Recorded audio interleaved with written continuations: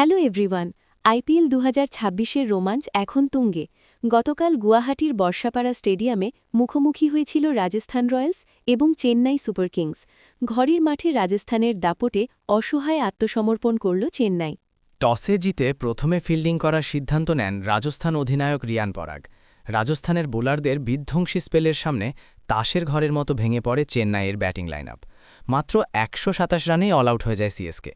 দলের পক্ষে Jamie Overton সর্বোচ্চ ৪৩ রান করেন।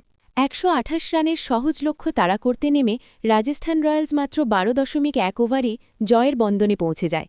মাত্র ১৫ বছর বয়সী বিস্ময় বালক বৈভব সূর্যবংশী মাত্র ১৭ বলে ৫২ রানের এক বিধ্বংসী ইনিংস খেলেন। অন্যদিকে যশস্বী জয়সওয়াল ৩৮ রানে অপরাজিত থেকে দলের জয় নিশ্চিত করেন। ৮ উইকেটে ম্যাচ জিতে নিয়ে রাজস্থান রয়্যালস এই বছরের আইপিএল অভিযান দারুণভাবে শুরু করল। ম্যাচের সেরা হয়েছেন নান্দ্রে বার্গার। এই হার থেকে চেন্নাই কিভাবে ঘুরে দাঁড়ায় সেটাই এখন দেখার। আইপিএলের সব খবরের জন্য আমাদের সাথেই থাকুন। ধন্যবাদ।